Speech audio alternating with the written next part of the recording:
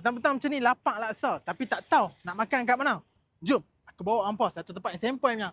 Laksa Kuah Pekat Bayan Baru.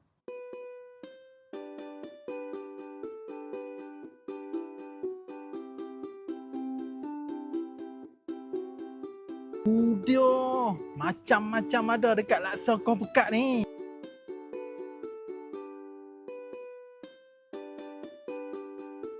Ramai laksa Kuah Pekat, takkan tak try dia punya laksa sarang.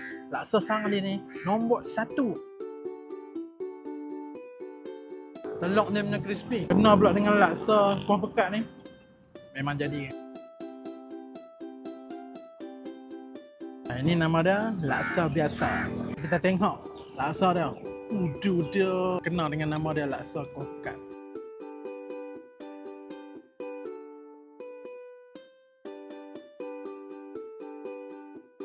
Yang ni yang link pada link geng. Apa tengok sekarang ni laksa ayam. Apa tengok ayam dia pun berlambak. Tu.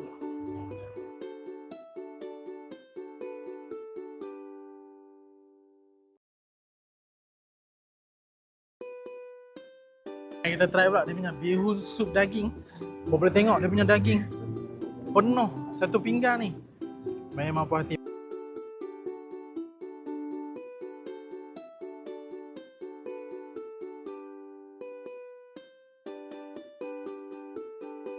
So kalau hampa lapak nasi, kat sini pun ada nasi ayam. Hampa tengok ni, ayam dia punya banyak kan. Yang ni memang kenyang ni.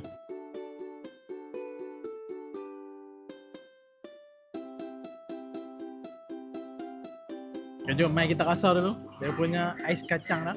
Kalau hampa tengok ni, tu dia. Penuh, melimpah. Manis, berlemak, ada jagung, ada laici lagi. Memang perfect kan.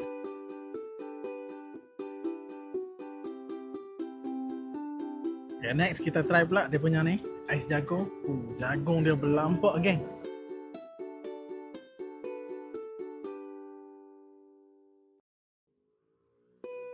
Kenyang-kenyang punya makan dia punya laksa dia.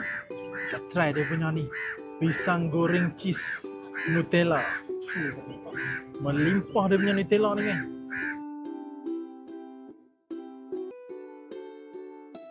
So guys, jangan lupa mai ke laksa Kuah Pekat. Buka setiap hari kecuali hari Jumaat dari pukul 10 pagi sampai 8.30 malam. So senangnya lokasi dia berada di Bayan Baru berhadapan dengan Sunshine Square.